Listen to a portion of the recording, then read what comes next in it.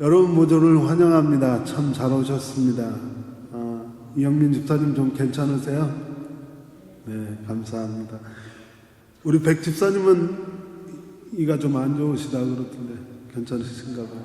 예, 마이도 감기 걸렸답니다. 기도해 주시고 모두 건강하게 이렇게 뵙게 돼서 좋습니다. 옆에 있는 분하고 잘 오셨습니다 라고 인사 좀 나눠주세요. 반갑게 웃으시면서 날씨도 좋은데 반갑습니다. 예, 반갑습니다. 기도해 주셔서 지난 한 주간 동안 이탈리아 피란체 다녀왔습니다. 도착하는 시간에 비 오기 시작해서 떠나오는 데까지 비 왔습니다. 개인적으로는 피란체를 두 번째 가는 거였는데 너무 감사했습니다. 그리고 다녀오면서 사실은 우리 교회가 제가 감리교회에서 안수를 받은 목사라고 하는 이야기를 하기 힘든 교회인 건 사실이에요. 그죠? 그런데 이번에 디셀도르프 교회에서 무려 교인들이 23명이 같이 가시더라고요.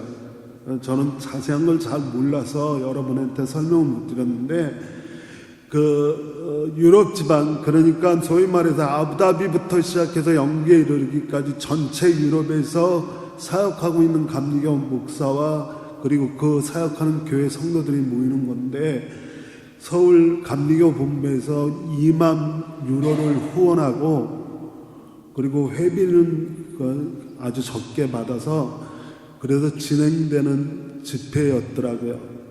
그래서 우리 찾아 먹어야 될 것 같아서 내년에는 우리 좀 가셨으면 좋겠습니다. 저는 80유로였는데 4박 5일 동안 진짜 먹기는 잘 먹은 것 같아요. 저 호텔에서. 그러니까 내년엔 제가 내용을 알았으니까 이제 올해 갈 때는 제가 내용을 자세히 몰랐기 때문에 여러분들은 강권하지 못했는데 내용을 알았으니까 같이 가실 분들은 강사도 서울에서 오시고 그래서 3박 4일 동안 4박 5일 동안 예배 드리고 기도하고 참 좋더라고요. 그러니까 내년엔 같이 가실 분들한테 제가 또 내년 연락 오면 말씀드리겠습니다. 말씀을 우리가 한 번에 전하다 들으니까 그것도 굉장히 좋더라고요. 그래서 그러면서 도전받은 말씀도 있고, 저는 그 말씀을 들으면서 계속 이제 이번 주 말씀을 어떻게 해야 되느냐, 노트에다 놓고 딴짓도 하고 적어도 보고 지워도 보고, 그래서 말씀이 정리됐습니다. 오늘 말씀은 여러분 잘 아는 이야기, 근데 오늘 지gen에서 이 얘기를 했다, 잘하는 이야기라 그랬다가 아닌가 라고 하는 생각을 했습니다. 역대기 상하서라고 하는 성경이 있어요. 아시죠? 역대기 상서, 역대기 하서.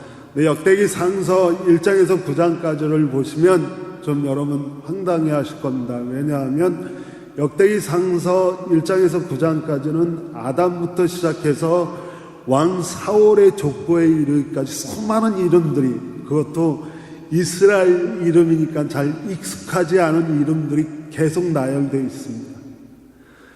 참 어려운 이름들이에요. 익숙하지 않은 이름들인데, 근데 그 중에 익숙한 이름 하나가 딱 있습니다.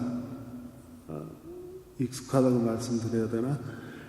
역대기 상서 4장 9절과 10절에 성경에 한번 딱 등장하는 이름인데 그 익숙한 이름이 야베스예요. 익숙하세요? 안 익숙하세요? 죄송합니다. 역대기 4장 상서 4장 9절하고 10절에 딱 야베스라고 하는 인물이 등장하는데 이렇게 되어 있습니다. 야베스는 그의 가족들 중에 가장 존경을 받는데 그 어머니는 고통을 겪으면서 낳은 아들이라고 하여 그의 이름을 야베스라 하였다. 야베스라 불렀다. 그러니까 어머니가 아이를 낳으면서 너무 고통스럽게 아이를 낳아서 그 아이의 이름을 야베스라고 불렀는데, 이 야베스라고 하는 히브리어 원뜻이 고통, 수고, 고난 이런 뜻이 있습니다. 근데 이 야베스가 이스라엘 하나님께 나에게 복에 복을 더하시고 내 영토를 넓혀주시고 주님의 손으로 나를 도우시어 불행을 막아주시고 고통을 받지 않게 하여 주십시오 하고 간구하였더니 하나님께서 그가 구한 것을 다 이루어 주셨다. 하나님께서 그가 구한 것을 다 이루어 주셨다. 그가 구한 것이 세 가지인데, 첫 번째는 복에 복을 더해달라고 기도했고, 두 번째는 자기의 지경을 넓혀달라고 기도했고, 세 번째는 하나님의 구원의 손으로 도우셔서 불행이나 고통이나 어려움이 나에게 닥쳐오지 말게 해달라고 기도한 세 가지 기도를 하나님께서 다 들어주셨다. 이게 야베스의 기도. 한동안 아마 여기서 아시는 분은 야베스의 기도라고 하는 책을 읽어보신 분 혹시 있으세요? 예, 죄송합니다. 야베스의 기도라고 하는 책은 한 10여 년 전에 한국 사회를 흔들고, 특별히 기독교 사회를 흔들고 간 말씀이고, 지금도 그 책이 유명한 것 같아요. 한 번쯤 읽어보세요. 야베스의 기도라고 하는 건 미국의 블루스 위킨스라고 하는 목사님이 쓴 책인데, 그 책의 내용이 참 좋습니다. 근데 제가 왜 이런 말씀을 드리냐 하면, 그 책에 나오는 한 가지 이야기, 짧은 이야기 때문에 그래요. 그 책에 짧은 이야기 하나가 나옵니다. 이야기입니다. 꾸며낸 이야기. 그 이야기의 제목은 천국에 간 존의 이야기. 천국에 간 존의 이야기. 제가 미국에 몇 년 살다 왔지만, 미국 거리를 가다가 존하고 하면 남자 중에 거짓말 조금 못해서 10명 중에 7, 8명은 돌아보는 거 아시죠? 그래서 이건 특정된 인물이 아니라는 겁니다. 그래서 천국에 간 존의 이야기인데, 이런 이야기입니다. 존이 죽었어요. 그래서 천국에 갔어요.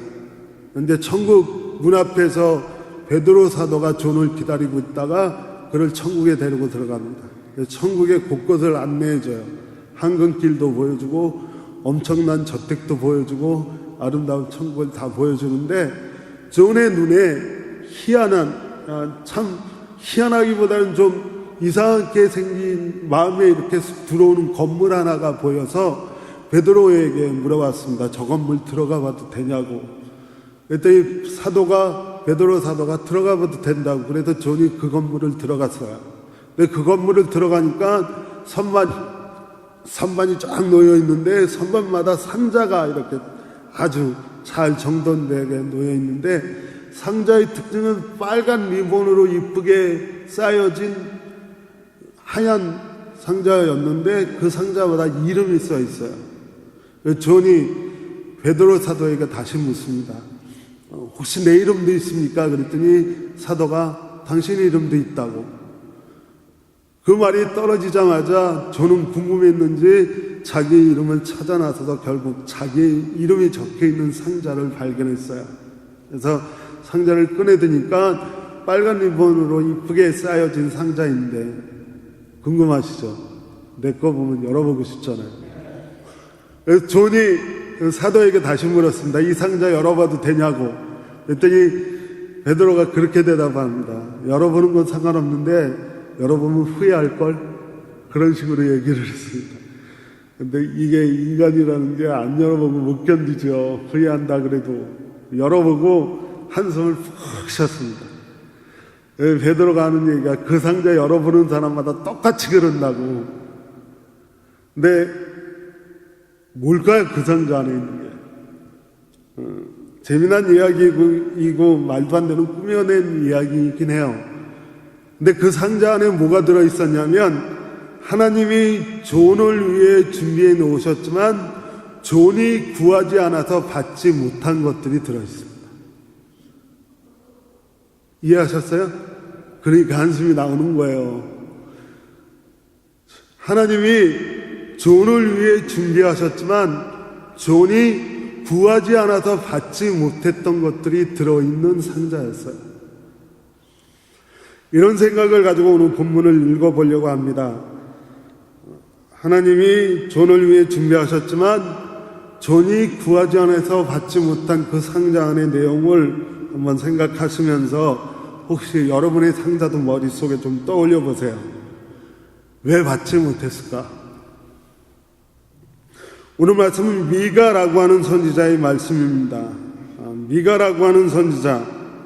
그래도 오늘 본문 말씀의 시작은 이렇게 되죠. 주님께서 하시는 말씀을 들어라 라고 시작합니다. 주님께서 하시는 말씀을 들어라. 이건 보통 예언자들, 선지자들의 어법이라고 이야기해요. 그래서 그는 절대 내가 하는 말이다 라고 이야기하지 않습니다. 자기가 말하면서 누가 하시는 말씀이다? 하나님이 하시는 말씀이다. 주님이 하시는 말씀이다. 주께서 하시는 말씀을 들어야 되는 게 우리의 입장입니다. 여러분 이해하세요? 여러분의 입장은 우리가 끝까지 가지고 가야 될 우리의 입장이라고 하는 게 우리가 말하는 입장이 아니라 주님께서 우리에게 하시는 말씀을 들어야 되는 입장입니다. 오늘 본문은 조금 길긴 하지만 성경 전체에 비하면 굉장히 짧은 기절이에요. 근데 이 짧은 기절 안에 들어라라고 하는 말이 몇 번 나오냐면 제가 찾기에 5번. 주께서 하시는 말씀을 들어라. 내 말을 듣게 하여라. 고발을 들어보아라. 고소에 귀 기울여 보아라. 내 백성은 들어라. 우리는 말하는 입장이 아니라 듣는 입장이 되어야 됩니다. 그래서 성경은 우리에게 이렇게 말씀하시죠. 귀 있는 자는 성령이 교회에게 하시는 말씀을 어떻게 하라? 들어라. 여러분 어쨌든지 우리의 믿음이 어디서부터 시작되느냐 하면 하나님 말씀을 듣는 데부터 시작합니다. 하나님 말씀을 듣지 않으면, 들을 기회를 갖지 않으면, 듣지 않으려고 하면 우리의 믿음이 생겨날 수가 없어요. 이건 제 말이 아니라 사도 바울의 이야기. 사도 바울은 로마서에서 이렇게 이야기하죠. 우리가 너무나 잘 아는 말씀, 믿음은 들음에서 난다. 그 들음은 그리스도 예수의 말씀으로 말미암느니라. 이 말을 다시 풀으면 그리스도 예수 그리스도의 말씀을 들어야 우리 안에 무엇이 생긴다고요? 믿음이 생긴다고요.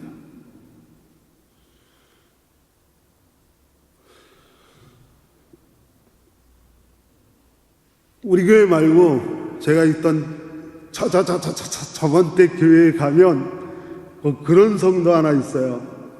주일날 우연히 그 성도가 차고 온 차를 발견해서 주차장에 같이 이렇게 주차하게 되다 보면 그 차 안에서 그 서울의 유명한 목사님 말씀이 그 CD로 돌아가고 있어요. 그래서 집에서 나오면서 예배 드리러 나오면서 그 목사님 말씀 들었다는 얘기죠. 참 은혜로워요.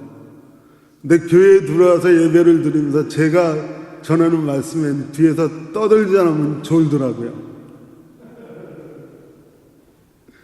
그리고 집에 돌아갈 땐 여지없이 그것을 틀어놓고 나도 운전시키면서 설교할까요? 졸지는 않을 거 아니에요. 여러분이 말씀을 듣는 기준이 뭔지를 들어야 믿음이 생겨나는데 듣는 기준이 뭔지를 여러분 한번 생각해 보시길 바랍니다. 특별히 오늘 미가라고 하는 선지자는 주전 8세기 선지자입니다. 예언자예요. 구약에서 예언자들과 선지자들이 가장 활발하게 활동하던 시기가 주전 8세기입니다. 그것처럼 이스라엘 역사가 굴곡을 심하게 타고 있었을 때였기 때문에 하나님께서 이스라엘 백성들에게 하실 말씀이 많았었던 시대이기도 해요. 이 미가라고 하는 선지자 역시도 주전 8세기 선지자입니다. 이 주전 8세기에는 아까 말씀드린 대로 하나님이 이스라엘 백성에게 할 얘기가 많았던 시절이었기 때문에 기라성 같은 예언자들이 많았습니다. 예를 들면 이사야, 예레미야, 에스겔, 다니엘, 정말 기라성 같은 예언자들이 많았어요. 그 틈에 미가라고 하는 예언자가 있습니다. 특별히 이사야 같은 예언자하고 비교해 보면 이사야에게 하나님이 주신 말씀은 이스라엘 민족의 운명에 대한 말씀이었기 때문에 한 나라의 운명에 대한 말씀이었기 때문에 이사야 선지자가 활동하던 무대는 왕궁과 도시와 왕과 고관들과 귀족들과 상대하고 있었던 기적적인 예언자였어요. 그에 반해서 미가라고 하는 이 선지자는 그 도시로부터 수백 킬로 떨어진 모레셋이라고 하는 시골 마을에서 하나님 말씀을 전하던 무명의 선지자였습니다. 무명의 선지자. 이름 없는 선지자였고 허접한 설교자였다라고 하는 말이죠. 저같이. 그야말로 허접한 설교자가 하는 말씀이라고 우습게 여기서는 안 됩니다. 구약성서와 신약성서를 통해 메시아에게 집중되어 있는 말씀을 메시아의 탄생을 가장 명확하고 확실하게 증거했던, 예언했던 사람이 있다면 그가 바로 미가 선지자였습니다. 그는 무명의 선지자였지만 그가 전하는 말씀은 결코 가벼운 것이 아니었다라고 하는 거예요. 미가서 5장 2절에 미가가 전하는 메시아에 대한 이야기는 여러분이 성탄절이나 대강절이 다가오면 수없이 듣는 말씀 중에 하나입니다. 너 베들레헴의 에브라다야, 너는 유다의 여러 족속들 가운데 가장 작은 족속이지만 이스라엘의 다스릴 자가 내게서 나올 것이다. 이 말씀은 굉장히 많이 들은 말씀이죠. 왜 이 말이 가장 많이 인용되냐 하면 구약 성경에 수많은 메시아 예수 그리스도에 대한 예언들이 나오지만 그 탄생의 장소와 탄생이 분명하게 보여주고 있는, 가장 확실하게 예언자 탄생을 예언하고 있는 말씀 중에 하나이기 때문에 그렇습니다. 그만큼 미가라고 하는 이 시골 촌뜨기에 불과한 무명의 예언자이지만 그의 말씀을 우습게 여기서는 안 됩니다. 저는 이 말씀을 바꾸어서 오늘 어떤 걸 생각하기 원하냐 하면 하나님은 우리의 신음까지 들으십니다. 우리가 입 밖으로 내놓지 못해 내놓다가 삼켜버린 신음까지도 하나님은 들으시는 분이에요. 그렇다면 우리는 하나님 말씀을 들을 때 큰 소리와 작은 소리를 구분하지 마십시오. 유명한 선지자의 말씀과 무명의 선지자의 말씀을 구분하지 말고 하나님 말씀이라면 예배 시간과 예배 시간 아닌 것과 그런 거 구별하지 말고 여러분의 믿음이 성장하길 원하고 여러분의 믿음이 성숙해지길 원한다라고 하면 그분이 어떤 분이든지 간에 하나님 말씀을 가지고 이야기하는 모든 이야기를 듣기 위해 여러분의 시간과 마음과 일정을 조정하셔야 될 줄로 믿습니다. 그래야 하나님께서 우리의 입안으로 삼겨버린 신음까지도 들으시는 그 하나님이 아주 작은 목소리로, 아주 보잘것없는 목소리로 우리에게 전하는 말씀이라도 우린 그 말씀을 들어야 됩니다. 그러시길 주님의 이름으로 간절히 축원을 드립니다. 어쩌지요, 시간이 벌써 다가고 있습니다. 그래서 오늘 본문 말씀을 보면 미가 선지자, 미가야의 축소형인 미가라고 하는 말, 미가야라고 하는 말은 여호와 같은 분 누구냐라고 묻는 그 말씀인데 그 말을 축소해서 미가라고 하는 선지자, 이 선지자가 오늘 우리에게 들려주는 말씀은 길게는 말씀 못 드릴 것 같습니다. 첫 번째 센텐스로 들려오는 말씀, 내가 너희에게 짐이라도 되었단 말이냐, 어디 나에게 대답해 보아라. 하나님 미가 선지자를 통해 우리에게 전해 주시는 말씀은 내가 너에게 짐 되었느냐? 어디 한번 말해봐라. 여러분, 신앙생활이 짐 되십니까? 여러분, 예배 드리는 일이 부담되십니까? 여러분, 기도하고 성경 보고 영적 생활하자는 이 이야기가 나의 삶의 짐이 되고 부담이 되십니까? 첫 번째로 드릴 말씀은 하나님의 모든 말씀은 솔직히 말해 짐이 됩니다. 짐이 안 된다는 것 거짓말이에요. 하나님의 모든 말씀은 짐이 되고 부담이 됩니다. 한국에 사는 교회를 출석하는 분들한테 물어봤대요.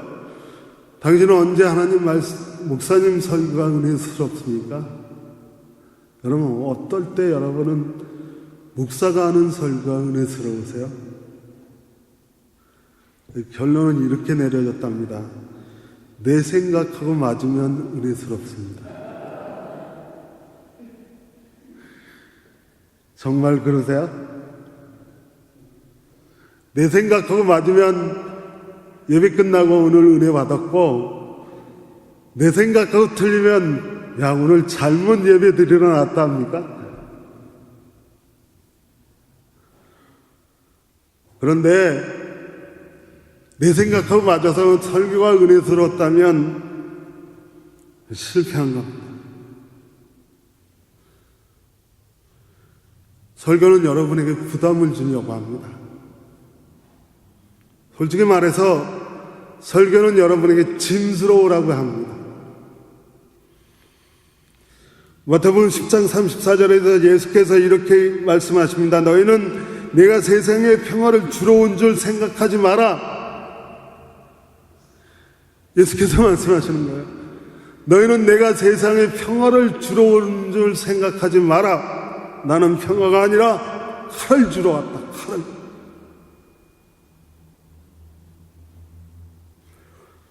이 말씀을 이해하기 위해서 누가복음 18장에 나오는 한 이야기를 들을 수밖에 없습니다.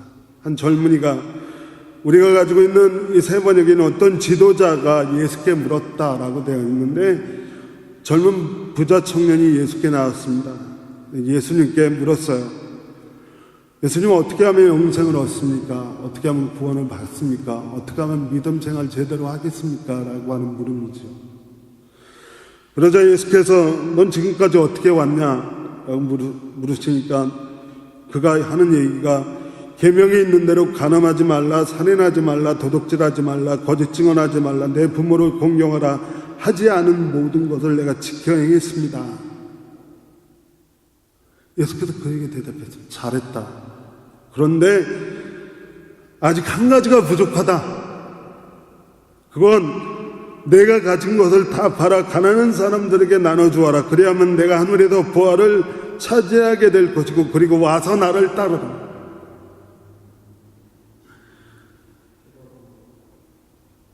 어떠십니까? 예, 힘듭니다. 부담됩니다.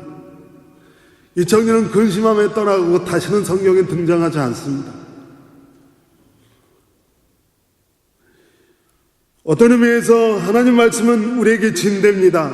하나님의 아브라함에게 가나안으로 가라 라고 하는 이 말씀은 짐된 말씀입니다. 여러분이 잘 아시죠?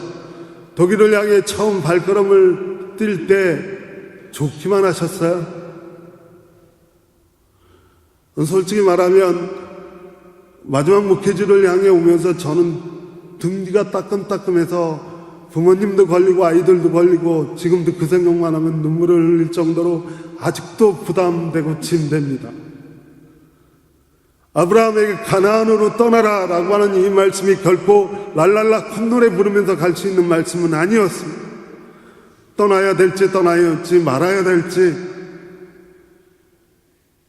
모세에게 너는 바로 왕에게 가라 라고 하는 이 말씀은 모세를 40년 동안 광야에서 고민하게 만든 말씀입니다. 정말 가야 됩니까? 안 가면 안 됩니까? 왜냐하면 이미 그런 바로 왕에 대해서 알고 있기 때문에 그렇습니다. 여호수아에게 요단강을 건너가라 라고 말씀하는 이 말씀은 신난다, 드디어 요단강을 건넌다 라고 하는 말씀이 아닙니다. 이미 여호수아는 가나안 땅에 있는 아낙 자손이라고 하는 자손을 보았고, 그들이 얼마나 힘센 장사들인 줄 알고 있었기에 그들과 전쟁한다는 게 불가능하다라고 하는 사실도 알고 있었습니다. 그래서 그는 하나님 아니면 요단강을 건널 수 없다라고 생각하고 있었던 사람입니다. 예수께서 제자들을 부르실 때 뭐라고 말씀하셨죠? 제자들은 대부분이 어부였고 그물로 먹고 사는 자들이었습니다. 그물이 없으면 당장 먹을 거리를 구할 방법이 없는 사람들에게 예수께서 그들을 부르실 때 뭐라고 부르셨어요? 그물을 버리고 나를 따르라. 그게 편하고 좋은 말씀입니다. 솔직히 말하면 부담되고 짐되는 말씀입니다. 두 번째로 드리고 싶은 말씀은 바로 짐된다고 해서 절대로 포기하지 마십시오. 부담된다고 해서 내려놓지 마십시오. 짐되어서 부담돼서 내려놓은 그것이 무엇인지를 여러분이 아셔야 돼요. 성경에 있는 게 짐되고 기도하자라고 하는 게 짐되고 부담돼서 내가 내려놓은 그 순간 그 내려놓은 것과 함께 내려놓은 게 뭐냐 하면 하나님 아버지의 뜻이고 예수 그리스도의 마음이며 예수 그리스도의 뜻을 함께 내려놓은 거예요. 가나안으로 가라라고 하는 아브라함이 짐됩니다 하고 그 하나님 말씀을 내려놓았다라고 하면 믿음의 조상은 없으며 믿음의 시작조차도 없습니다. 바로 왕에게 가라라고 하는 말씀을 모세가 40년을 고민하다 결국 이건 나에게 부담된다 하고 내려놓는 순간 하나님의 뜻이었던 이스라엘 백성을 해방시키려고 했던 그 뜻은 완전히 사라져버리는 거예요. 여호수아가 요단강을 건너라라고 하는 말씀을 도저히 안악 자손을 생각할 때 난 요단강을 건널 수 없습니다 하고 내려놓는 순간에 적과 꿀이 우르는 가나안 땅의 축복은 사라져버리는 거예요.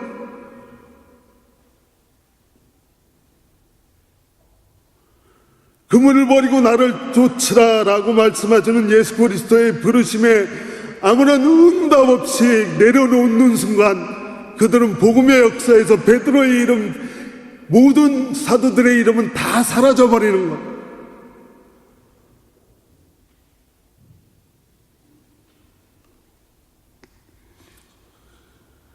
우리가 흔히 얘기하는 산상수훈이라고 하는 말씀은 참 은혜가 넘칩니다.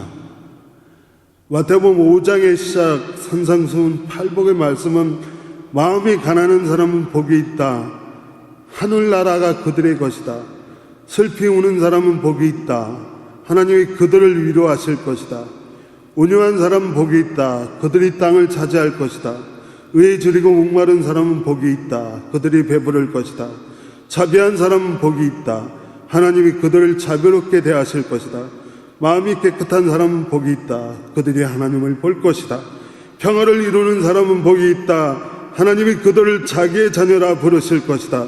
의를 위해 박해를 받는 사람은 복이 있다. 하늘나라가 그들의 것이다. 은혜롭죠? 근데 이 말씀을 좀 자세히 묵상하면 이렇게 됩니다. 마음과 물질에 가난한 자가 되라. 의를 위해 핍박당하고 의를 위해 온갖 비난을 당하고 의를 위해 모욕을 당하고 의를 위해 박해받는 자가 되라. 너털너털 웃는 자가 아니라 슬피 우는 자가 되라. 목마르고 줄이고 배고프고 그런 자가 되라. 그렇지 않으면 하나님 나라와 하늘나라는 너희하고 상관이 없다.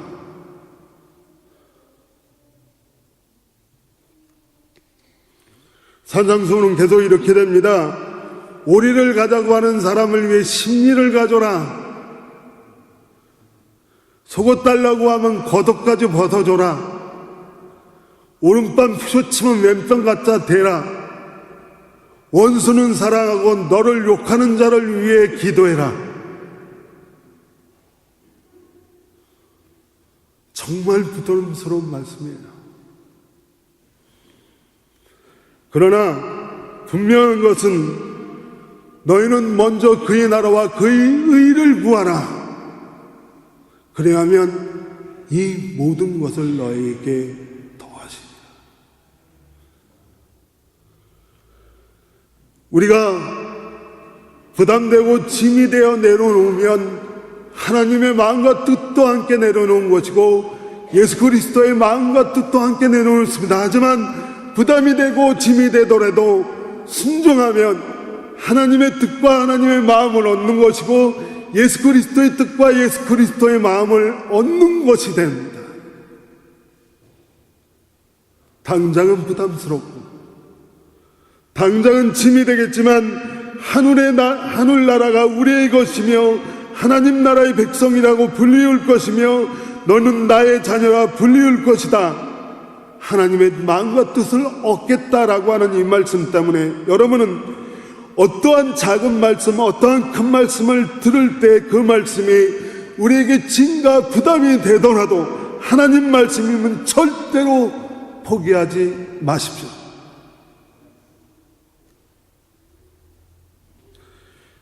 에레미야는 애가 슬픔 노래를 지었습니다. 그래서 에레미야의 애가라고 하는 성경이 있고 그 3장을 읽어드리겠습니다. 나는 늘 말하였다. 주님은 내가 가진 모든 것, 주님은 나의 희망. 주께서는 주님을 기다리는 사람이니 주님을 찾는 사람에게 복을 주신다. 주께서는 주님을 기다리는 사람이나 주님을 찾는 사람에게 복을 주신다. 주께서 구원하여 주시기를 참고 기다리는 것이 옳다, 좋다. 젊은 시절에 이런 멍에를 지는 것이 옳다, 좋다. 젊어진 멍에가 무거울 때는 잠자코 있는 것이 좋고 어쩌면 희망이 있을지 모르니 겸손하게 사는 것이 좋다. 때리려는 사람에게 뺨을 대주고 욕하거든 기꺼이 들어라. 주께서 우리를 언제까지나 버려두시지 아니하신다. 주께서 우리를 근심하게 하셔도 그 크신 사랑으로 우리를 불쌍히 여기신다. 우리를 괴롭히거나 근심하게 하는 것은 그분의 본심이 아니다. 우리를 괴롭히거나 근심하게 하는 것은 하나님의 본심이 아니랍니다.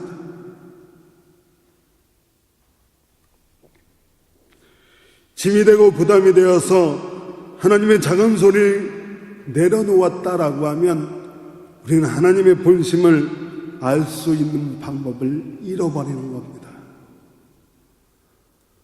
우리가 짐이 되고 부담이 되더라도 하나님의 작은 말씀을 들어야 하고 그 듣게 되면 하나님의 본심, 본마음, 하나님의 마음을 알게 됩니다. 그것이 바로 신앙의 신비입니다. 사랑하는 여러분, 하나님 말씀은 결코 평화로운 게 아닙니다. 여러분에게 짐이 되고 여러분에게 부담이 됩니다. 하지만 포기하지 마십시오. 기도하는 일, 성경 보는 일, 예배 드리는 일, 그리고 함께 모이는 일 결코 쉽지는 않습니다. 늘 부담이 되고 늘 짐이 됩니다. 하지만 그 짐과 부담을 질 때 우리가 얻을 수 있는 것은 하나님의 본심, 하나님의 마음과 뜻, 예수 그리스도의 마음과 뜻을 얻을 수 있음을 믿으시기 바랍니다. 하나님의 본심을 발견하는 저와 여러분이 되시길 주님의 이름으로 축원합니다. 시간이 좀 갔지만 말씀을 풀기 위해 너무 무거우니까 재밌는 얘기로 오늘 풀고 넘어가도록 하겠습니다. 여러분 청개구리 이야기 국민학교 때 읽으셨죠? 예? 청개구리가 이게 그 엄마랑 같이 살다가 엄마한테 얼마나 스트레스를 줬냐면 앞으로 가라 그러면 뒤로 가고 뒤로 가라 그러면 앞으로 가고 빨리 가라 그러면 천천히 가고 천천히 가라 그러면 빨리 도망가 버리고 들어가라 그러면 나가고 나가라 그러면 들어가고 그래서 청개구리 아닙니까? 그 아들 청개구리 때문에 엄마가 뭐에 걸려서 화병에 걸렸어요. 유자 집사님 화병 걸렸대요. 그래서 화병에 걸렸어요. 그래서 죽었어요. 죽기 전에 유언했대요. 아들아, 제발 좀 나를 따뜻한 양지가 아니라 시냇가에 묻어다오. 엄마의 본심이 뭐예요? 엄마의 본심이 시냇가에 묻어달라는 게 본심입니까? 아들은 이놈의 청개구리는 철 들려면 일찍 들지. 마지막으로 그 철 들어서 그 어머니를 시냇가에 묻어놓고 큰 비가 내리고 나서 엄마 무덤이 떠내려가니까 비 올 때마다 여러분 그리워하시는 이 설날 그 시냇가에서는 아직도 뭐가 울고 있어요? 청개구리가 울고 있어요. 그 청개구리와 그리고 미가와 그리고 요놈의 나와 그리고 아까 하나님이 준비하셨는데 받지 못한 존과 너무나 닮은 모습 아니에요? 청개구리가 엄마의 본심을 못 읽은 것처럼 우리도 하나님의 본심을 못 읽지 마시고 하나님의 본심을 읽는 저와 여러분이 되시길 주의 이름으로 축원합니다. 기도하겠습니다. 하나님 본심을 알고자 원하는 저희에게 진과 부담이기 이전에 우리를 끝까지 버리시지 않고 사랑해 주시는 하나님의 마음을 읽게 하여 주옵소서. 예수님의 이름으로 기도합니다. 아멘.